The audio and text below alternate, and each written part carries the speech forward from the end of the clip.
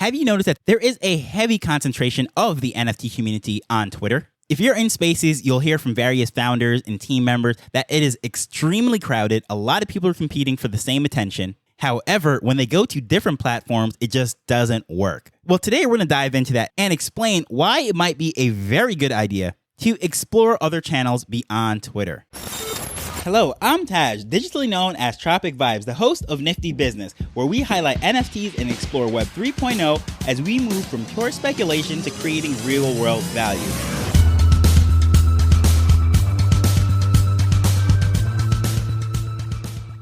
So I'm pretty sure whichever your favorite NFT project is, if you've ever gone to a town hall meeting or anything and you hear the issues that they're having with promoting it and marketing and what have you, they will definitely say there is so much noise on Twitter, so much competition, every other project is fighting for the attention of others. But when we go over to Instagram or wherever, the audience just is not there. The NFT community is where?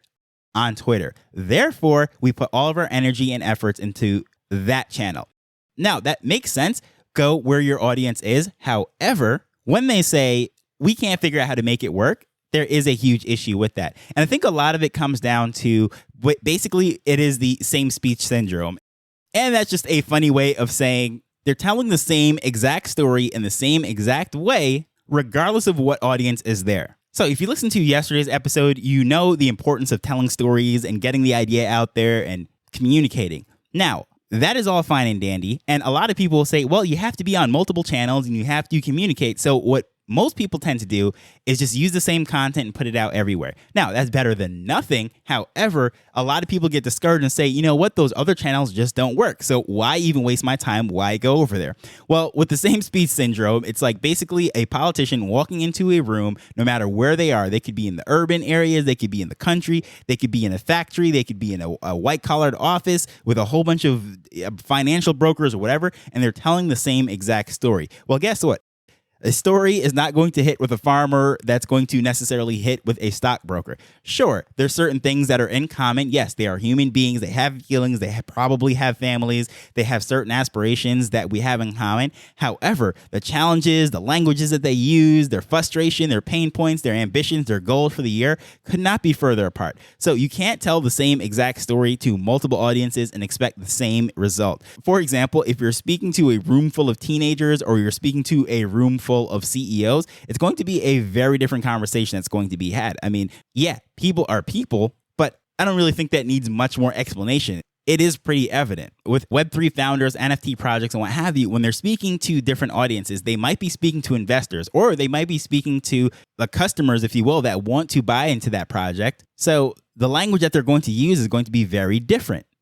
Now, when it comes to the platforms, there is a huge difference between how they're used, what kind of communication styles are best on each, and so forth. So a lot of times when people say, oh yeah, it's just not working over on Instagram, that's because they're not using it right. And by no means am I saying, oh, Instagram is awesome, because I'm not a huge fan of Instagram myself based on my communication styles, what I enjoy. I happen to really like Twitter. So I'm not knocking Twitter at all. But what I'm saying is those projects that are saying, oh yeah, it doesn't work over on Instagram. No, you don't know how to use Instagram. And I think it's important just to be honest with ourselves and say, okay, yeah, these are some limitations that we're having, rather than blaming the platform or blaming the audience or whatever. Because if someone else can find success over there, that just means that, okay, well, maybe the limitation is me. Maybe it's because I don't understand TikTok. Maybe it's because I don't understand Instagram.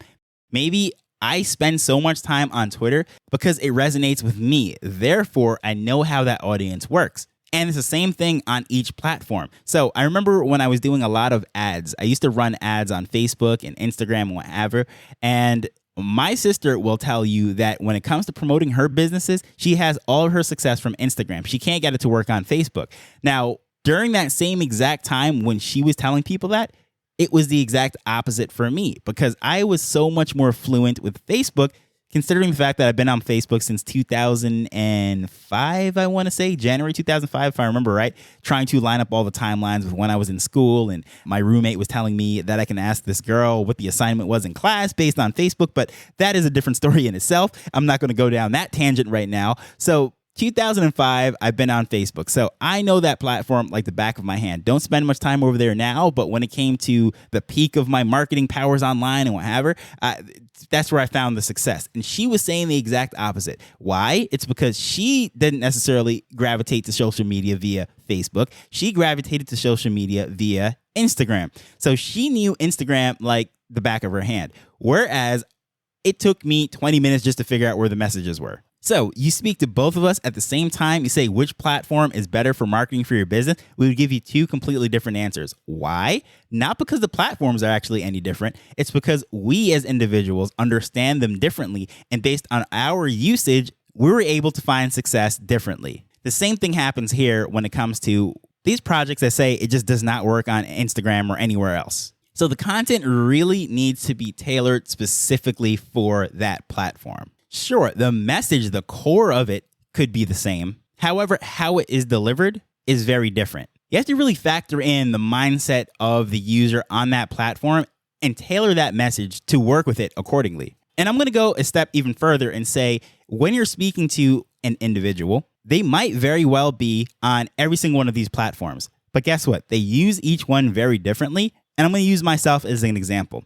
Usually when I'm on YouTube, if you look through my history and all those different things, mostly I'm searching how-tos, how to do this, how to do that, how to fix this, how does that work? That's what I'm searching on YouTube. So pretty much you would think YouTube was only built for tutorials if you look on my recommended feed.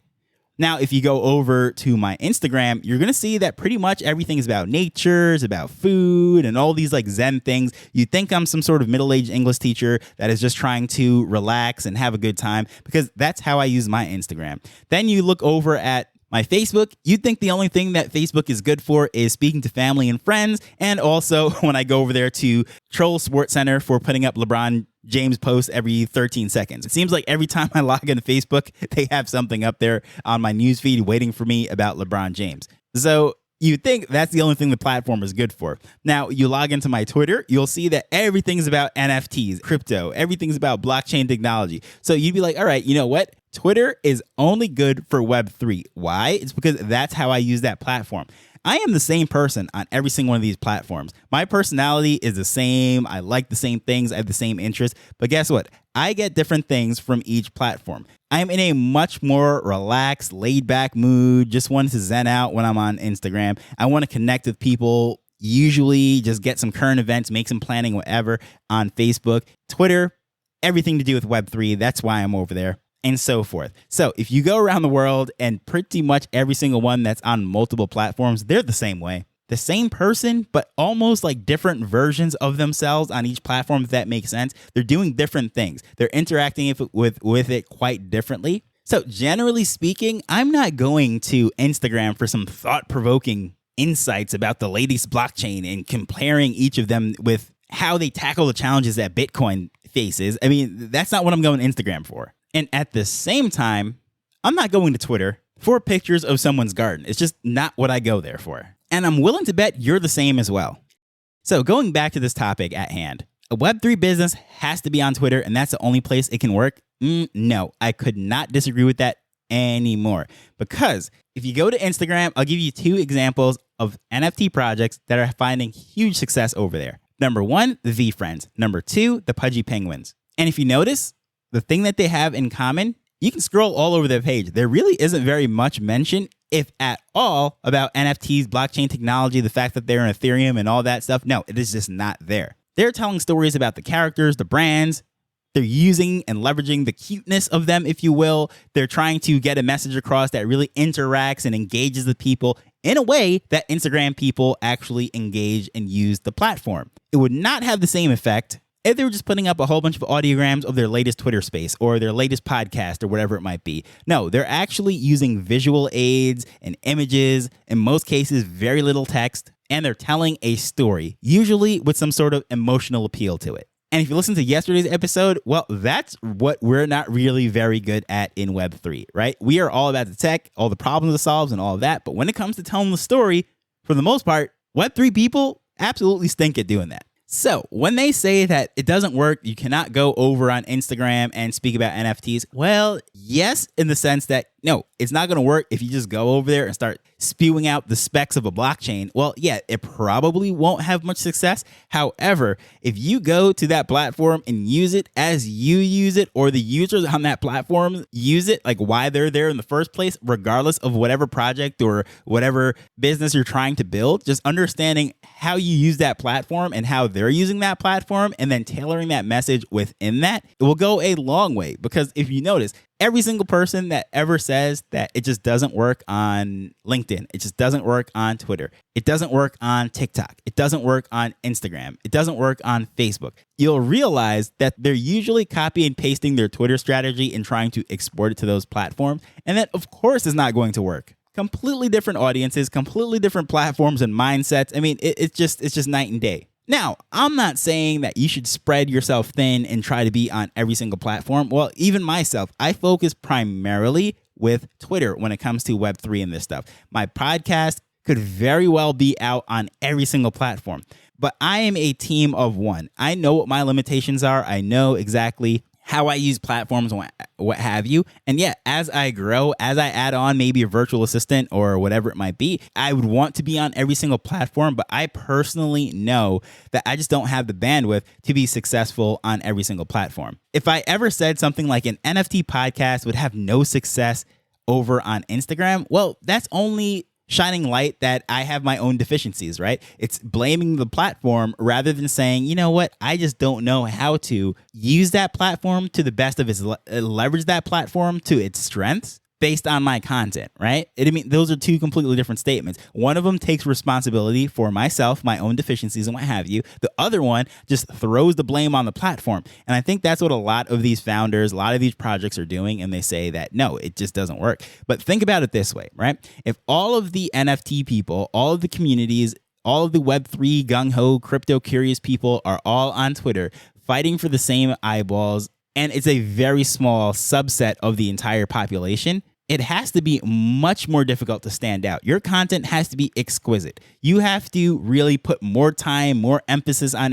you have to deliver so much value to stand out from the crowd. That is very hard. Now, over on Instagram or another platform, right, where there's less attention, there are less people competing for those eyeballs within the niche or the corner or the sphere that we're trying to reach. It is going to be a lot easier to grab attention if you understand how to use that platform. However, here's the thing. Not to mention that Instagram and those other platforms have so much more users than Twitter, it's ridiculous. There's over 1 billion people on Instagram and Facebook. There's all sorts of conflicting stats out there, but if you really look at it and say, who's actually active on Twitter, I don't think you're going to crack 200 million. Now, that is a huge number, don't get me wrong. But then once you start to slice that up to say, okay, the crypto community, then the NFT community, and so forth, you get down to it, you're going to find out that there's like 20, 30, 40,000 people. And that's what you're competing with against every other project out there. So it is very difficult. So yeah, sure, you might be able to get the attention from those 20, 30,000 people within your specific niche, that specific corner that you want to target. However, compared to the larger audience that is over on Instagram and other platforms, if we figure out how to use that, it's like no contest. I mean, honestly. So our limitation of the platform and how we believe marketing should be done often is the reason why these projects aren't taking off. They're not hitting the mainstream. You might wonder, well, how come this stuff hasn't gone mainstream yet? Well, the message hasn't gone very mainstream. Hate it or love it, if you want to look at pop culture, the movies and the music that really has that broad appeal mainstream to go around the world and just conquer everything, it's because the message is appealing. Is delivered in a palatable way, if you say it is delivered in a palatable way, if you will. So I think Web3 projects could definitely utilize all these platforms to leverage the audience and accomplish the goals that they're trying to accomplish. I think it comes down to the people just having to learn that specific platform.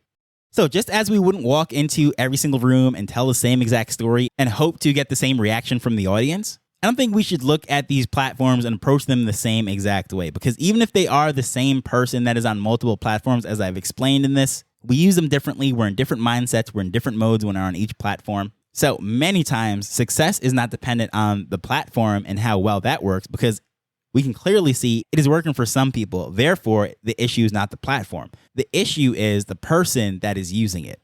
the poster, if you will, the creator, the founder, whatever term you want to use to label that person. But that's just something to think about. I know I mentioned Pudgy Penguins and the Friends in here, but are there any other projects that you see are finding success over on Instagram? I would love to see their strategies and things. So please feel free to reach out to me at Tropic Vibes on Twitter or using contact information in the show notes. Maybe I'll even do an episode on that particular project. Maybe it's one of your favorites, and I'd love to hear your thoughts on it. But as usual, I just want to thank you for taking time to listen to this as we're learning and building Web3 together. So until next time, later. The Nifty Business Arrow is not investment advice. It provides insights and information within the space.